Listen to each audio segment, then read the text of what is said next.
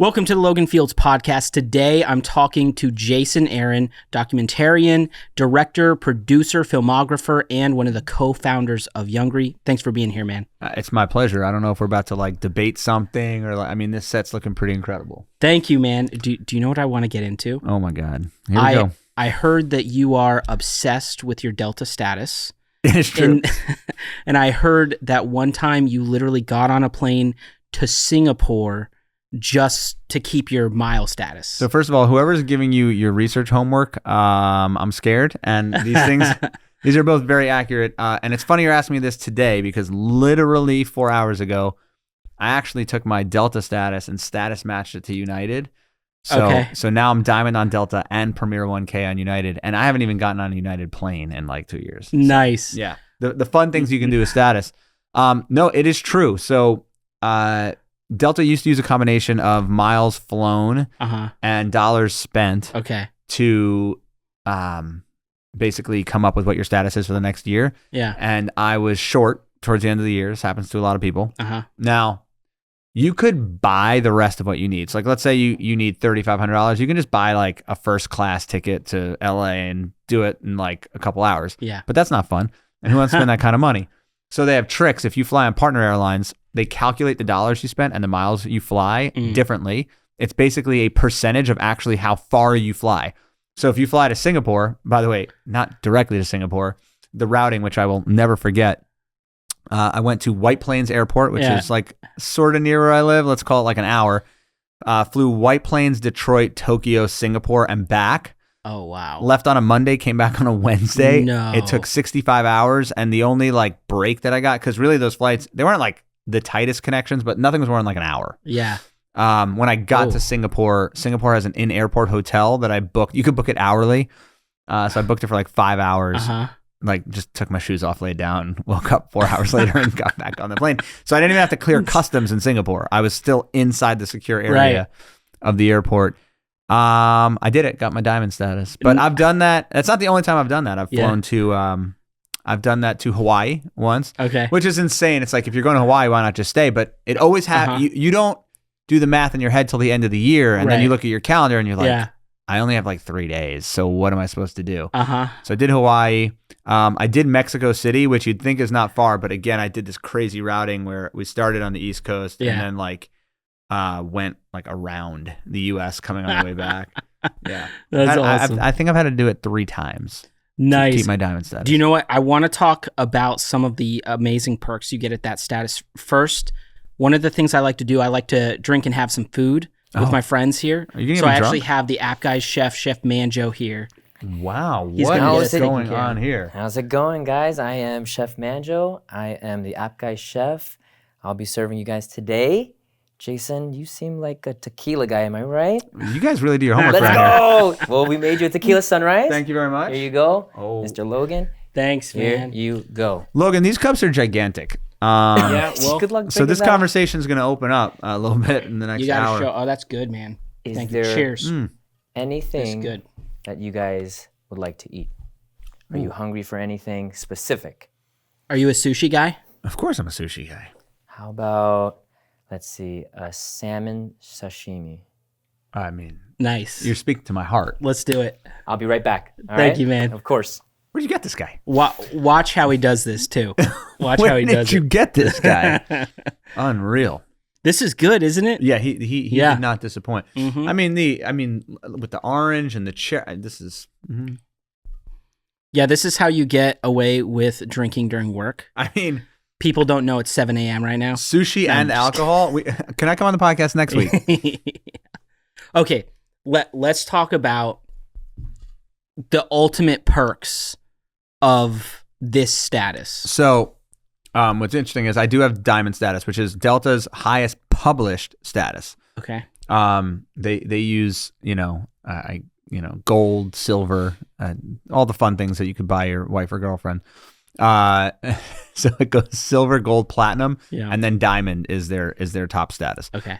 There is another unpublished status. A lot of different airlines have unpublished statuses. Right. Delta's is called 360. Okay.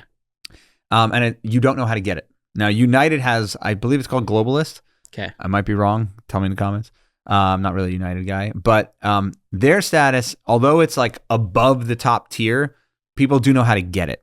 It's okay. There's like a relative understanding, kind of like the Black Amex. Yes, like Centurion card. Yes. Yeah. So like people know about how many miles you have to fly, about how much you have to spend to get that. Yeah. With Delta 360, you just kind of get it. And what's really interesting is I never had airline status until I was 30. I never really flew anywhere. Like, I mean, yeah, I had. I'd been to Israel a few times. I'd gone to Florida once, but like really traveling with any kind of regularity, not my thing. Yeah. And then work just kind of changed, and things started picking up. Started doing productions all over the place. I was working on a big documentary at the time, and we were just traveling everywhere. And in 1 year, I went from never having airline status to working my way all the way up to a 360. I got 360 my first year that I ever had any status. Oh. The problem was I didn't even know what that was. Yeah. So I didn't know. This is like they pick you up on the tarmac when you get off a plane. Yep. Like literally you step off the plane. There's somebody standing in the jet bridge. You don't even get into the airport with like your name on a tablet. First time that happened to me, I got scared. Because I was like, where are they taking what me? did I do? Yeah. I was like, when somebody said, if you're not expecting it, I was like, uh-oh. So I get off and then there's like a Porsche Cayenne just like sitting on the tarmac. I was like, there you go. All right. I was like, usually they don't like arrest people in a Cayenne. So I think I'm okay. And it was Atlanta, which is a pain. You got to take the train or whatever. Yeah. Come down, the staircase on the side of the jet bridge. They put me in the Cayenne, drive me. I didn't know where we were going, but we get out and like literally they walk you in the door and you're at baggage. I was like, this is it. This is just it. I've never gotten 360 again, but I've alternated mostly diamond. There were a couple years I had platinum, COVID really, because people weren't flying. But I have had either diamond or platinum ever since, and it's great. You basically get upgraded. I can book a flight in coach and put myself in Comfort Plus at no charge when I book the flight. I probably get upgraded to first class on 60 to 75% of the flights that I take. That's great. Yeah, without paying for it. Those come like 5 days before. Sometimes it's like the hour before and it's a waiting, if the flight's almost sold out, it's that fun waiting game, but you'll be super high up on the list and usually get upgraded. The coolest thing about it is what I've been able to do for other people because, this is somewhat of a selfish conquest, but there is a special phone number for diamonds that you almost never have to wait more than 2 minutes on hold. Usually it's instant to get through. Nice. I will be able to call for friends and family members that I have nothing to do with the flight. Yeah. I'm not taking it. I'm not on it, nothing. But I'll call up. I'm sorry, Delta. I have had to lie about my relationship to certain people. So, hey, my brother-in-law, and it's not like they're checking, my girlfriend is with regularity my wife. Anytime I call for my girlfriend, it's my wife. Yeah. They don't question why we don't have the same name or same address or anything like that.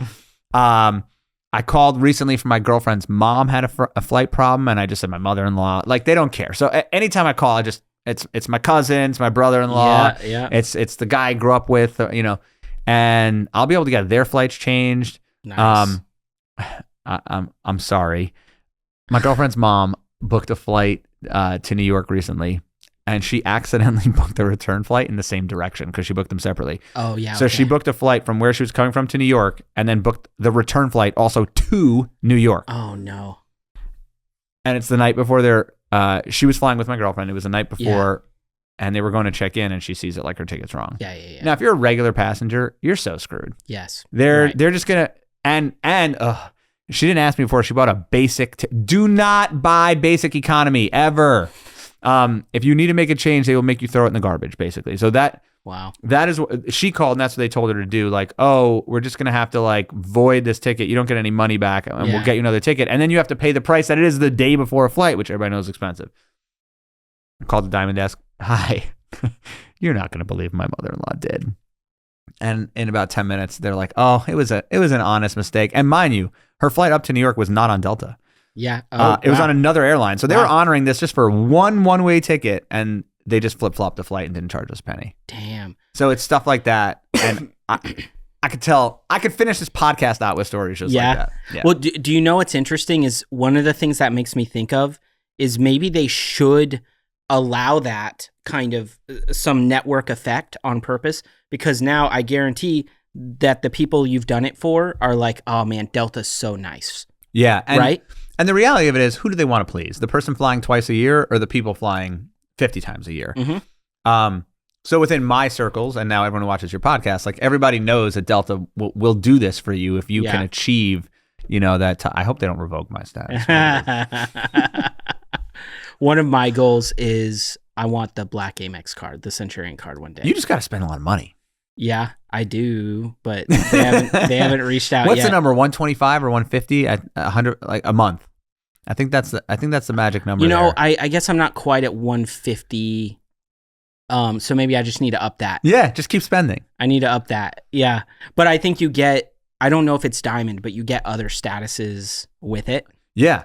And Delta, by the way, Delta does that too. So I have Hertz rental car. I have their top status. That's, you just remind me when you said that. That's a phenomenal perk because you don't have to wait on the line. At almost every airport, you can just go out to the lot and get in your car and leave with Hertz's top status. Oh, that's great. Yeah, I mean, that is, like, I will not rent from another agency just because of that, because anyone who's ever rented a car knows it sucks. And waiting on that line, that can sometimes be like an hour and a half. Like, it's right. So, yeah, that Hertz perk is a huge one. I believe you get Hilton Gold with, you get Clear for free. That's a nice one. You should have TSA pre. Yeah, for sure. There are definitely some other ancillary. The Hilton Gold's like you get a free water bottle. Yeah, exactly. It's like, all right, thanks. But it's nice. Now, so you're traveling a lot for film. Yeah. So you're getting into reality shows. Yeah. With travel, every project's a little bit different. I mean, we talked about how I went to Singapore just for status, which I know is crazy, but we've had some work trips with back-to-back shoots. I mean, one that sticks out, back in 2017, had the opportunity to work on the Floyd Mayweather, Conor McGregor, massive. Oh, wow. That was big. Yeah. I mean, they called it a super fight, and it was. And, the way that it kicked off, they did this press tour, which really is what made this fight as big as it was. Right. Because they took these two guys, put them on stage in a bunch of cities, and just let them talk trash for a week. But what that looked like for us was, we started in LA, so we had to go New York to LA. Okay. And there was a press conference every day. At the time, Showtime had two levels of production. They had their truck production, which is traditional broadcast trucks, but they own their trucks. Yeah. You can't, I think money was part of the decision as well, but there's no way to do a show in LA on Monday and do a show in Canada on Tuesday. Yeah. It's not possible to move the trucks. Yeah. We were their sort of digital arm at the time. Our stuff was all what's called fly packs, ironically, because all our stuff breaks down into gear that can be flown with. Okay. So they had us do it. I don't know really what went into all the decision making on that, but we did it. And then we were in LA on Monday, in Canada on Tuesday. Yeah. And then at the Barclays Center on Wednesday, or it was Tuesday, Thursday, Friday, whatever it was 3 days in a row. And then the fourth day was in London. Sky Sports in London, who's like kind of like the equivalent of like an ESPN. They did that show. We didn't hop over the pond. But that was the most exhilarating time and this is literally what happened. That thing got so big, nobody knew how big that was going to get. Yeah, it was huge. We would go do the show, and then we'd go eat, like get a meal. And while we were eating at like some sports bar kind of place, the stuff that we shot was on all the TVs. Wow. And we're like, okay, this is crazy. And you still don't really get the magnitude of how big it was. Yeah. And then we're hopping on a plane and going and doing it the next day. And with Canada and flights and whatever, to get back to Barclays Center in Brooklyn, like we stayed in Canada, took a red eye, like then getting off the plane, we didn't sleep that night. And then I remember like 7 a.m., get off the plane at Barclays, and I get a phone call. I'm on the way home. Like I had this planned out. I was just going to take like a 2-hour nap and then head into Brooklyn. And in the car on the way home, I get a call from my dear friend Kelly Swanson, who does, the publicity for Floyd Mayweather. And she says, they changed the whole stage. I said, what do you mean they changed the whole stage? Well, they added a 75-foot catwalk. Oh, come on. And, and Connor's going to come out. He ended up buying this white mink coat with no shirt underneath. I remember this. Yeah. And she's like, do you have the equipment to shoot that? And I'm like, nope. Like, literally, nope. No, I don't. They're like, well, your camera's going to be 200 feet from the stage. And I'm like, and this is before we were using box lenses and all that stuff. For anyone who knows anything about broadcast, like we just didn't have the lenses for this in a big arena. Yeah. And now I'm like on the phone sourcing this stuff. Like, where are we going to rent it? And this is like on the day. Yeah. Luckily we didn't go to London because they started that thing like 3 hours late because like the fighters didn't show up. I mean, this is a type of stuff that you do, and I think certain people are built for it. Yeah. Most people hear about it and go, no thanks. Mm-hmm. But that's like the exhilarating stuff. Like that's the stuff that gets you up Well, in and the morning. you clearly figured it out because I can see the image of him walking down that catwalk in that coat, doing his Conor McGregor walk. Yeah, we had to get figured it out. We got the longest photo lenses that Canon makes, which is like a 460 millimeter. Yeah. And then put like and it has a doubler on it. And like, I mean, that tour, I could say this now since Showtime doesn't even exist anymore, but that tour by far pushed the limits of like what our capabilities were at the time. Yeah.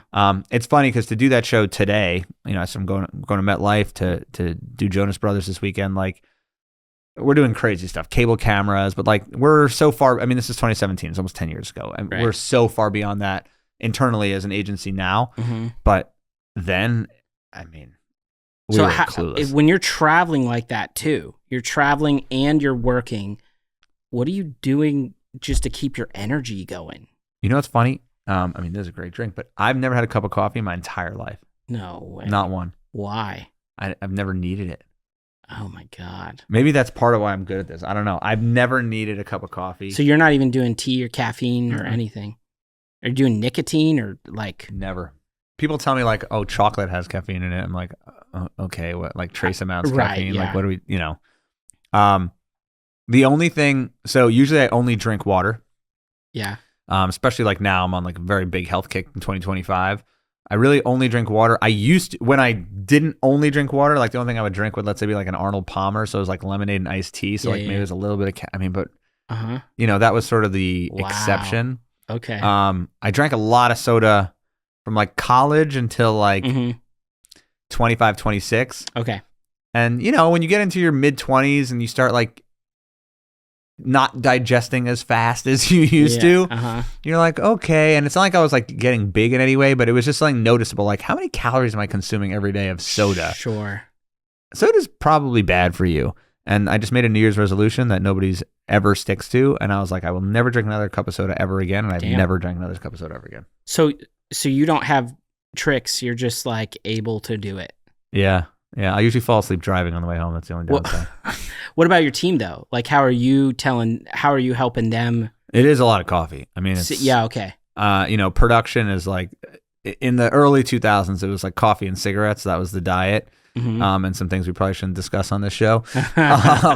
But that's always been the production like diet. That's insane. Yeah, and you're about to do Jonas Brothers, you said. Yeah, doing 5 shows for them on their North American tour. Wow. All in the U.S. We're doing the 5 we're doing are all in the U.S. That's interesting. And then you're doing reality. I know you more as a documentarian. Yeah. So your start, if I understand right, am I remembering that you self-funded? Yes. That first Back to the Future? Crowdfunded. You crowdfunded. Mm-hmm. I crowdfunded my first app. Yeah, so I know what that was like 11, 12 years ago. So I know what that whole process is like. Yeah, and it's probably, I think people recognize crowdfunding in the product space because it's just a great way for an app creator or a suitcase designer or a guy who makes a cool fountain pen to sell to the masses without any kind of middleman and use a pre-built platform to market it. Yeah. It's a great tool to kind of get your name or your stuff out there. I think we hit lightning in a bottle because films are a little bit different. There are a lot of films that raise like no money. You could see it. Go to Kickstarter, look, or Indiegogo. Like it just doesn't, it's hard because what's the value? People want something. Yeah. And even for us, like our Kickstarter rewards were t-shirts, signed license plates. People love a t-shirt. Yeah. We had some higher price stuff like Michael J. Fox autographed a couple things. So did Christopher Lloyd, Robert Zemeckis. That's cool. And those things are cool, but we made those very high price. So that is not the masses. That's a handful of people that could afford that stuff and wanted like producer credit and things like that. But otherwise, it was DVDs and Blu-rays. This is 2015, so those things were still. I say those things are still relevant, but they kind of weren't. I think we had the magic of Back to the Future and the magic of pop culture and the magic of the DeLorean, which was just a cool thing. So to get a t-shirt with a DeLorean on it, like, is cool. For people that are into that sort of thing, like me. Yeah. And I'm sure you. Yeah. So that was cool. And, you know, same thing, like having that Blu-ray on your shelf, like was a cool thing for people that, you know, otherwise in many other, you know, if you're making a horror film that is not based on anything, it's hard to capture the magic. And people came to me a lot after that. Strangers, I get emails like, hey, I want to crowdfund this. Like, do you think it's a good idea? And my sensibilities towards it, like, I think really helped. And it was kind of like, no, it's probably not a good idea. Like, I don't think this will do well on crowdfunding. I think that's one of the mistakes people make. This is not Field of Dreams. If you build it, it will come. You can't just slap something up on crowdfunding. There has to be, depending on the category, there has to be a good intrinsic value or reward. I mean, I personally have bought tons of electronics and things like that through crowdfunding because, you know, I knew I was getting something at a discount. Sure. But you have to get attention to the campaign. So I don't think crowdfunding is like as powerful as it was when you and I did it now. But nonetheless, you have to get attention to the campaign. You're clearly really good at that. I actually remember one time you came in and you directed for me one day doing content, and you just spent 3 fucking minutes doing a selfie video thing, and then you edited it right there in like 30 seconds, and it got the most views of the month. So like, you just have an ability to get attention. What are some things you're thinking through when you're doing that? So it's interesting. This year, I've actually never focused on my own social media really ever until this year. Okay. And my Instagram is still like, because I don't focus on it. Yeah. I think that I think psychology is by far the most important part. And for kids who are like, you know, my son's going to college, believe it or not, I have a son who's going to college. Nice. And I took him and his girlfriend to dinner last night, and I asked her what she was planning on like studying. And she was like, oh, I want to go into marketing. And I was like, oh, here we go. Yeah. And then my son's like, oh, I told her she should talk to you. I'm like, great. And, you know, I think that as people try to learn about marketing and learn about social media, there should be way more psychology classes. Okay, I dig it. Because this year I decided to focus on TikTok specifically. I said, I could build a big TikTok. I could do that. And part of it is because, you know, a lot of what we do, I mean, we're sitting here doing this podcast. For anybody that's watching, there's 5 cameras to your right and my left. Right. And the production's huge, and it's not, I mean, what we're doing right now for this podcast is not accessible to most people. Right, yeah. And, you know, I help my girlfriend a lot do, you know, in terms of her social media. She plays professional pickleball, and I know we're going to get into that. Yeah. And I do a lot of the content for her, and I'm happy to do it, but like, it is time consuming, even at the level that I do it at for her. I mean, she's had other people film, you know, some of her tournaments, and then I'll just like make the videos. And even at the speed that I can edit, which is fast. I mean, I've been editing for well over 20 years. I saw you do it. Yeah, I can edit even high quality stuff quickly. Yeah. It's still time consuming. Yep. It's still effort consuming. You're still using your brain. You know, we all only have, especially without caffeine, we only have so much brain power that we can use. But in the longest answer of all time, I think that with TikTok, I started studying what videos are people clicking on and liking. And the number one tip I can give on TikTok is it's not about you. Especially if you're building, listen, if you're famous, okay. If I'm Joe Jonas, I'll use that example. Yeah. Easy, sure. I could literally like talk about yourself. Yeah, take a video of me going to the bakery and buying a croissant, and it's gonna do great because I'm Joe Jonas, right? Yeah. But for the rest of us who aren't, it has to be about other people.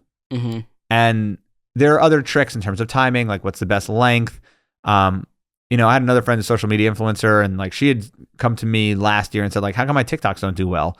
And I kind of looked at them and it's like, they're all about you, and you haven't really taken the time to optimize, you know, what length should these things be. Some of the stuff is published. Like, I'm not going to give it all out right here, but you could go online and then literally just go on ChatGPT or just Google, like, what's the optimal length for a TikTok? This is not hidden stuff. Yet people choose to ignore it. I do a lot of food content. I used to have a food page on Instagram, which I said I never optimized my own Instagram, which is true, but I did open a food page last year with my girlfriend. Oh, yeah? We ended up kind of like fizzling it a little bit and kind of moving it into the TikToks that we do. But we grew that page very quickly because the stuff was very high quality. But again, that became very time consuming. With TikTok now, I mean, this drink that Manjo did for us, like I could have pulled out my phone, taken a 5-second video of this drink, and I promise you it would have views in the thousands. And, you know, you never know. I mean, it's normal. Okay, Jonas Brothers, right? I walked out of the gym yesterday and I just got on camera and I was like, I just got back from Jonas Brothers rehearsals. And here's what I can tell you. Nothing. But I can tell you that the shows are going to be amazing. You guys are going to love them. It was a 20-second TikTok, which is like a no-no, right? Yet, because I was appealing to a certain fandom and it wasn't about me, it was about the Jonas Brothers. Yeah. That video, I got 180 followers on TikTok from that 20-second video. Wow. 180 followers.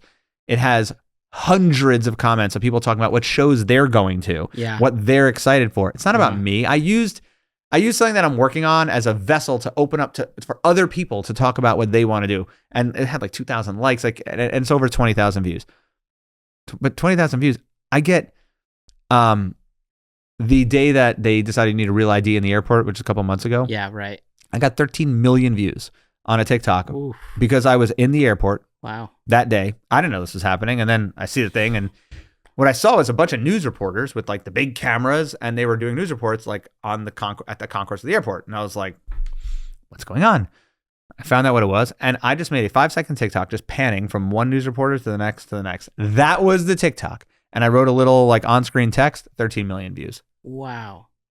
You catch the right thing at the right time, and you know, it's lightning in a bottle. Let me ask you something, and you can say no. I'll say yes. Okay. Would you be willing right now to take 2 minutes, take out your phone, make a quick video, talk us through your decision making? Yeah. And what I'll do is I'll post it in the notes too. You can post a video or I can post a video. Here we go. Yeah, and I'll link it in the show notes. So we're gonna do this for you.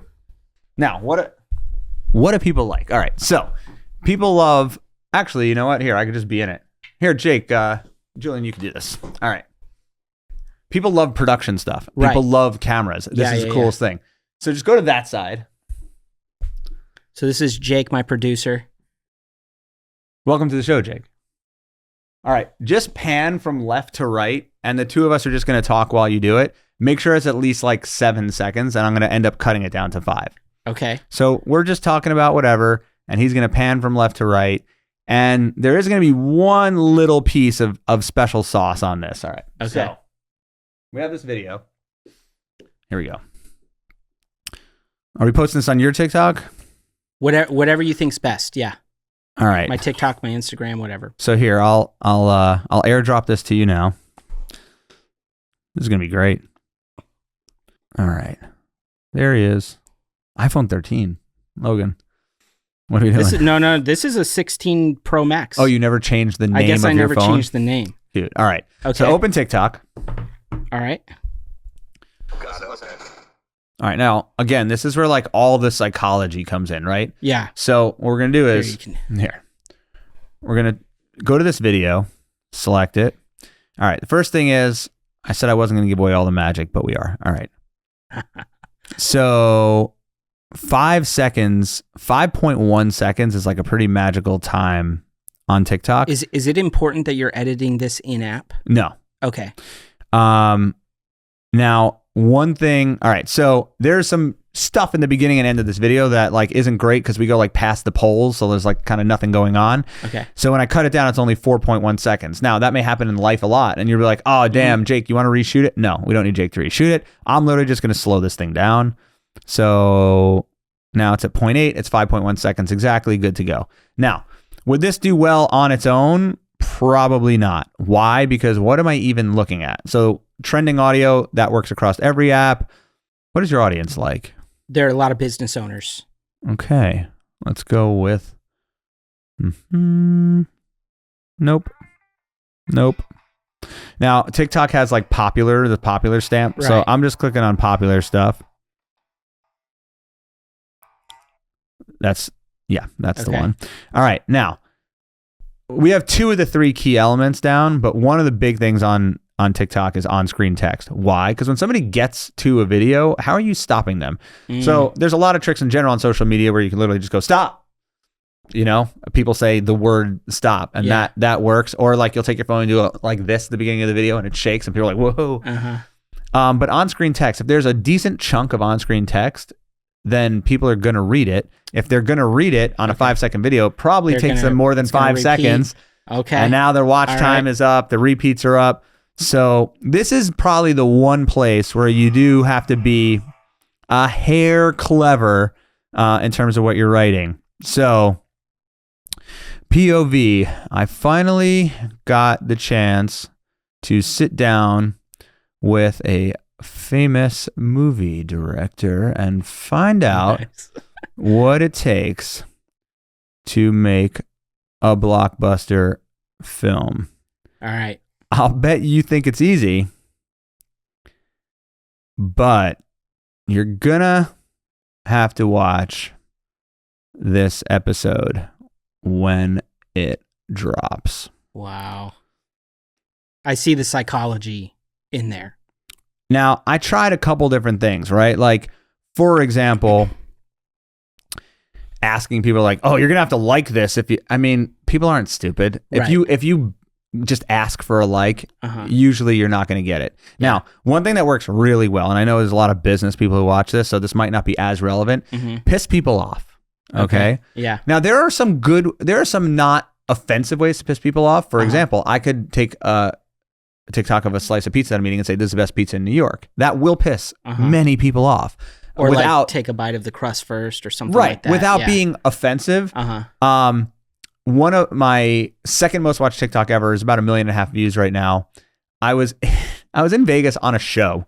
This was actually a few weeks ago. Yeah. I was in Vegas on a show and we had a lunch break and I came out and we took a video. I say we, I was by myself. I took a video of me and my team. Yeah. Took a video of the gondolas at the Venetian. Yeah. Okay.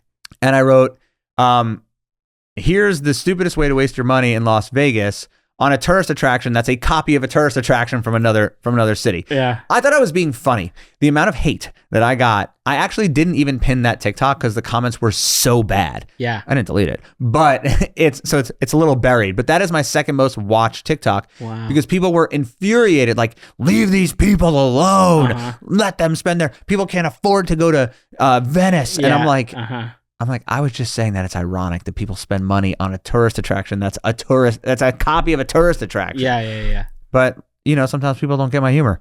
and that was that. And the last thing is, before we go to post this, hashtags. I don't even write descriptions because who cares? Really? All right. So on this one, we'll go behind the scenes. That has 3.6 million.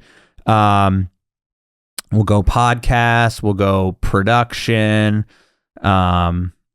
Now, you're the app guy. Like, would we write apps on this? No, there's nothing about apps on this at all. And from a business perspective, doing this and having nothing to do with apps, people will find you. Let's say this got 50,000 views. Hundreds of people will go see your profile. You will get follows. And then now people know who you are and what you do. Yep. And that's a huge part of just marketing. It's just attention. Yeah, nobody wants to direct if every single thing that you posted was like, if you want an app, call me. Like, it's going to run out of steam pretty quickly. 8 is the limit on hashtags. I try to get at least 6 because why not help yourself? So here we're going to go movies. We're going to go celebrity. Not true, by the way, but we're just going to do it. That's 4.9 million. And we'll do BTS. Now, BTS has 100 million. The problem with BTS, even though it's behind the scenes, it's also the K-pop band BTS. Got it. Okay, so I do get nervous with using some of the acronym stuff, especially in film production. We have an acronym for everything. Right. For too many things. But we'll do it anyway. And then how about Hollywood? Because why not? So we'll do those. I'm just going to edit the cover and slide it to like a better frame than it had. Also, weird thing. TikTok has like a weird... If you edit the cover and just use another frame, it'll like wash it out and you have to save it, go back into it and save it again. So interesting. Good tip. Location right here at Flexwork. Location is important. Location is interesting. It depends for what. if it's a food thing, location is so important. Yeah, I can't tell you how many things I get, like people like, oh my God, I was 2 blocks away from this restaurant when I got this. Yeah. It's like, all right, TikTok, you win. Mm-hmm. You win. Yeah. So location can be important. Flexwork Studios is a TikTok location. Mm-hmm. Good job, Bonker. Nice. And then I accept the music usage confirmation. Let's see. Yes, we accept. All right, we're going to post this. We'll be on air for what? Another 20 minutes. All right, we'll see what happens in 20 minutes. Done. Nice. That easy. Okay, that's very cool, man. Thank you. A master class on TikTok. Yeah, and I see, obviously, you would have done that even faster if you weren't talking through it. Of course. But even talking through it took you like 5, 6 minutes. And I've seen fun. Like I've seen fun things where I've seen TikToks that people post about every time they open the TikTok app, they make it their business to post because they don't just want to burn through time and waste time and doom scroll. You know, posting is probably the most important. Consistency on TikTok is the most important thing. Everyone says that. I believe it to be true without any, scientific data on it. But we talked on another podcast here about like momentum. So I'm borrowing this from Hunter Williams, and momentum works in life in general. And even if it's not part of even if TikTok views each post as its own post for algorithm sake, I just think your own momentum of I'm posting and I'm posting and I'm posting, it's just more likely if you're going to post 1 to 2 times a day, so 10 times a week, that one of those things is going to hit. And the truth is, once something hits, that absolutely, then there's an exponential thing. And what's actually funny is if you look at each post on TikTok, the vast majority of the viewers are not your followers. I'm sure if you had, I'm sure if you had 1 million followers, different metrics. I have about 3,000 followers that I've only started doing this in like February. So you mentioned you had a video with 13 million views. Yeah. With 3,000 followers. Oh yeah. Wow. At the time I probably only had, I have that video pinned, easy for me to find. Just so everyone knows that that's really interesting. This is not fake news here. So it's 12.8 actually is what we're up to now. So I used good audio on that. Yeah. The caption was POV, you roll up to the airport after a night and morning of canceled flights and see 3 news cameras there. Not good. Turns out it's first day of Real ID and it's wreaking havoc on people not having an ID to fly. I'm remembering this video now that you are talking through it. I saw this. The metrics on this video are insane. It has 624,000 likes. Right. Wow. It has 7,000 comments. Yeah. It was bookmarked 13,000 times.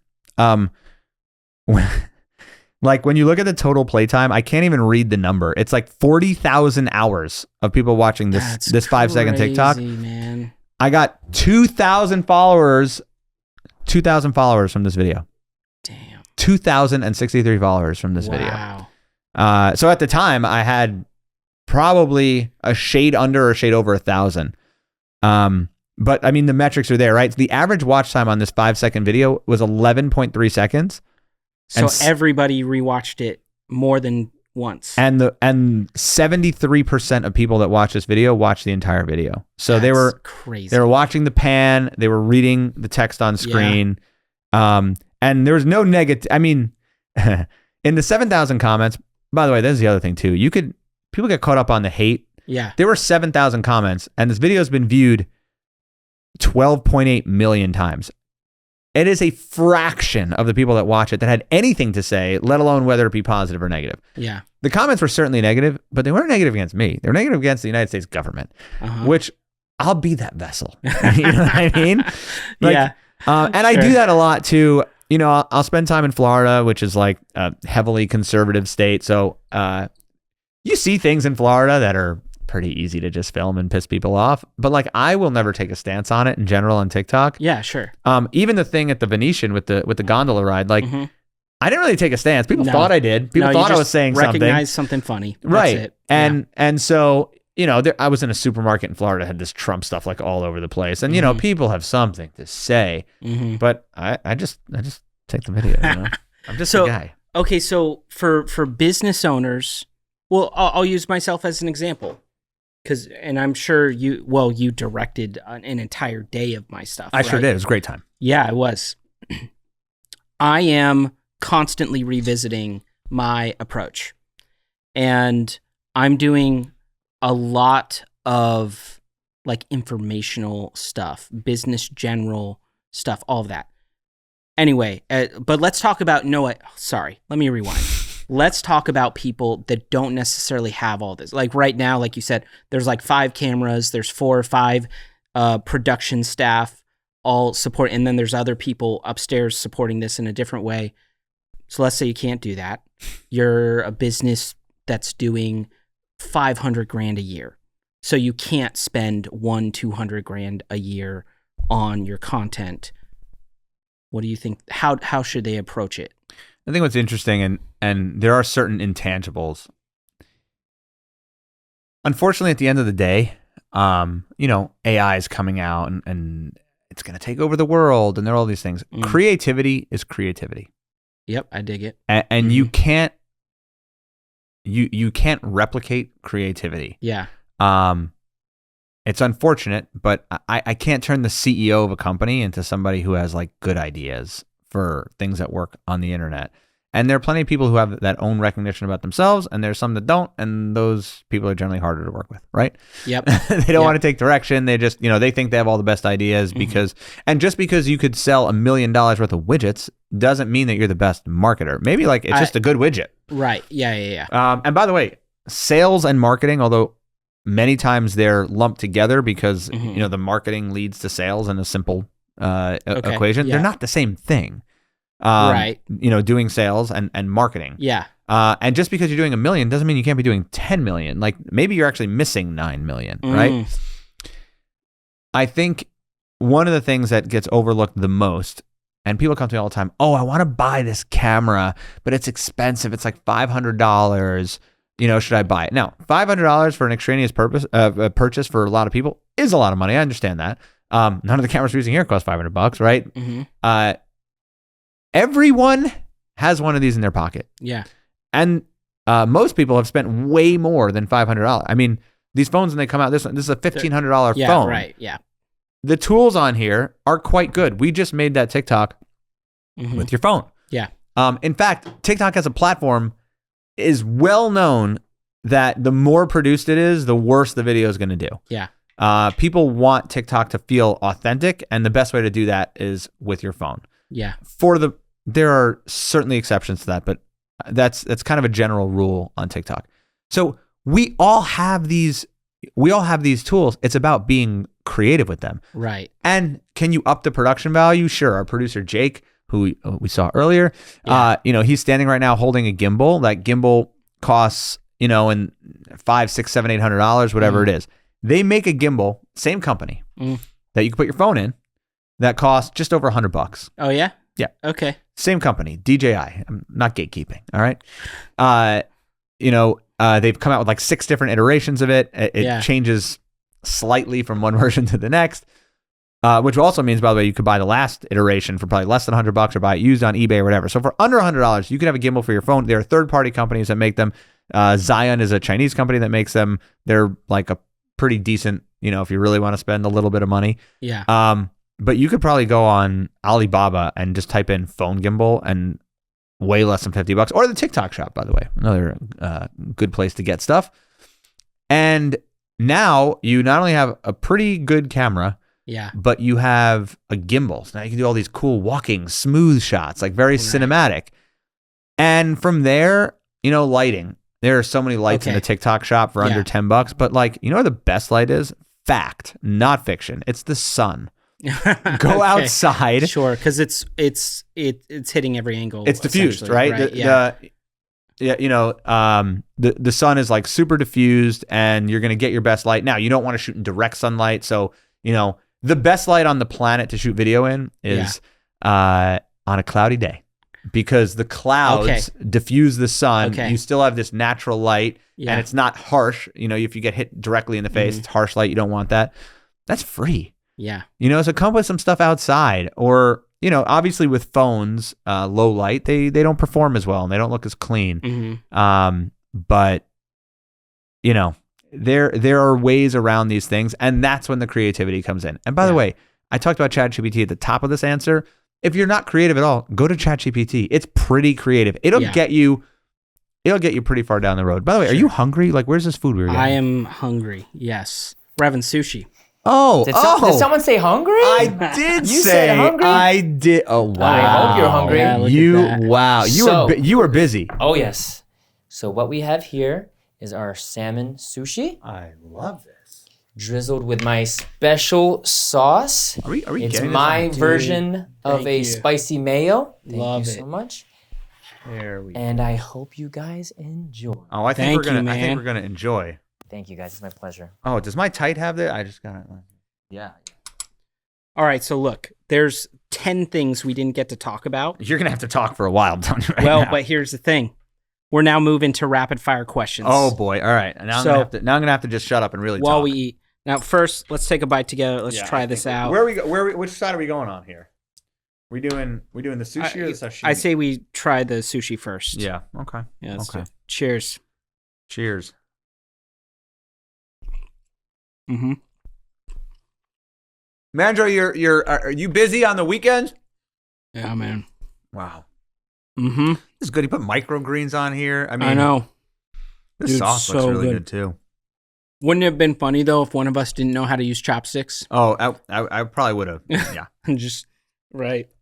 Okay, you ready for rapid fire? Let's do it. Hold on, I got to get a sip here. This is good, too. Sushi and drinks. I mean, Mhm. this is a. It actually goes well together, too. You found yourself a good chef. I know, right? He's a man. We didn't get to talk about pickleball much. I know you're obsessed. Pickleball, singles or doubles? Singles. Singles, okay. Go to pickleball snack. Protein bars. What kind? IQ. All right. Fun fact. Most protein bars are very bad for you. They have a ton of additives in them. So did a lot of research even to get to IQ bars as like healthy enough. Some of them are worse than like junk food. Yeah. Yeah, I mean that's one of those deals on marketing. Like packaging and marketing is important because You you're right. want- you wanna try the protein on roll the with me? outside. Oh, I kind of cheated and. Oh, did you already I might try have the cheated. roll? I might cheat, but I'll try it with you again. Yeah, let's try it. Oh, it's like smoky That sauce is fire. Yeah, it's not even like. It It's looks like like a smoky, spicy spicy. mayo, but it's different. It's different. It's lighter. Yeah, I like that a lot. He did not mess up, man. Great.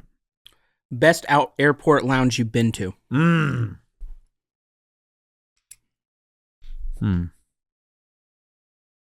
The problem is the best airport lounges that I know of, I haven't been to yet.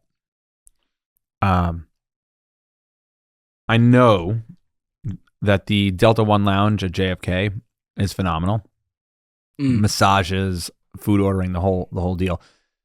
But that I've been to, I was shooting a travel documentary, and I went to a lounge it was in Europe. I'm trying to remember the city, but it was one of those deals where like full menu, everything was free. Yeah.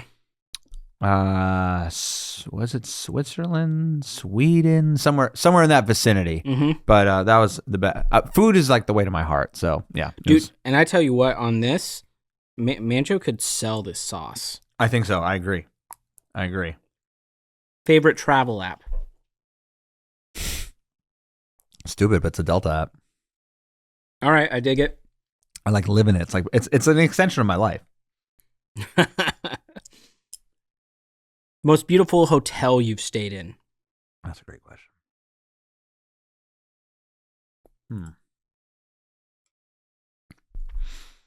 Trying to think of some of the suites.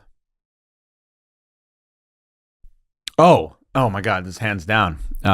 With Christian, I got an opportunity, and I could say this now. This was the joke of a job that I didn't have to do any. I mean, I was paid for just no reason. It was a corporate. Oh, now I'm telling a story on a rapid fire question. It was a corporate retreat for a company, like a rewards trip, one of those deals, and they needed photo coverage. I know my way around the camera. I can do photography. I would not call myself a photographer. Okay. So they hired our company. They needed 2 photographers, or it was like one photographer, one videographer. But anytime you're working in corporate, there needs to be an adult in the room. You can't just like send guys, you know? Somebody has to deal with the client. So they needed a producer. So I got tapped to do this. And there was nothing for me to do. Like, There's the corporate trip. All right, now they're sitting in a meeting. Now they're at the ocean. Now they're just go shoot it. And it was at the Four Seasons in Kona. Okay. Yeah. The nightly rate on the rooms was $2,000 a night. Yep. It was like a villa. There was an outdoor rock shower. By far the best hotel I've ever been in. Yeah. By far. I don't even think I could afford to like go back yet, but yeah, I've heard good things about that one. Most overrated travel destination. That's a good one too. I'd say LA. Yeah. Oh, I totally agree, man. I go there all the time for completely work. agree. I love it, but it's a total horrible travel destination. Oh yeah, I totally agree. All right, I got 2 more for you before we're done. Best travel hack. I've told a lot of them with the Delta stuff. Mm-hmm. Maybe something you travel with. Let's see. I know so many too. This is Yeah. Points conversion. Points conversion. Yeah. If you do not have a points credit card, get one. Yeah. There's a ton of research on this, so I won't go into it, but don't just use your points as is. If you have, let's say, a Chase card, Mm-hmm. you can take those Chase Ultimate Rewards points and convert them into something else. Mm-hmm. So some of these hotels we talked about, like Four Seasons, Mm-hmm. or these great destinations in like the Southeast Pacific, Yeah. these rooms are $5,000 a night or whatever it is, but you can sometimes book them for, let's say, like 200,000 points for a 5-day thing. Yeah. And sometimes you could actually buy those points if you don't even so you don't even have to spend the money on the Chase card. You could actually buy the points at a discount and then convert them and then pay for a hotel with them. So it's points conversion on credit cards. Okay. And once you get into this, I mean, you could deep dive on this. I need to get better forever. at that because I get maybe on my Amex $1.5 million, 2 million points a year. And that's now those don't transfer out great. Got it. But they're very valuable points. Yeah. So, and that's the thing too. The points guy, Brian Kelly, who was in that documentary that I'm talking about, his company's website has a ton of different articles on this, and you know they have articles on the best, the most valuable credit card points. They give monetary value to these things. Okay. For example, all the miles that I get with Delta on my Delta Amex card, the joke is they call them Sky Pesos because like they're worthless, and you know, and in truth, using them 1-to-1, they're not great because you know a flight will cost you 35,000 miles to book, and on other airlines, you know, you could just do better. Like you don't have to spend as much money to get that. So that makes sense. there are monetary values for all these things. And like, do you want to maximize hotels? Do you want to maximize flights? Do you want to maximize whatever? Never take cash value for your points ever. So Right. Yeah. a lot of times they'll say, oh, for 100,000 points, we'll give you $1,000 in either a gift card or money off your statement. Yeah. That's the worst way to use your points. Okay. Yeah. Yeah. All right. Last question for you. We didn't get to talk about this much, but I know you're a Cowboys fan. I am. Greatest Cowboys player of all time.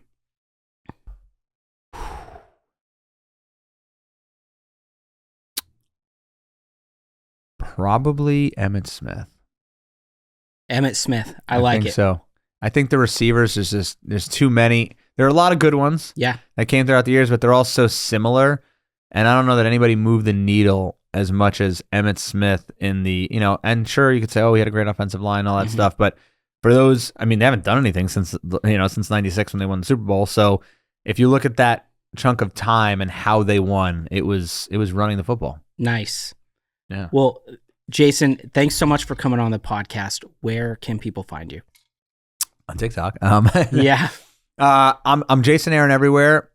I believe there's an underscore. So Jason_Aron on Instagram.